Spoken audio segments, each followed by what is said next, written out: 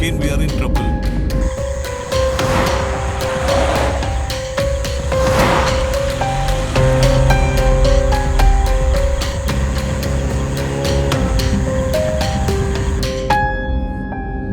ഇപ്പോ ആ വണ്ടിയെ കാണുന്നില്ലല്ലോ റാം.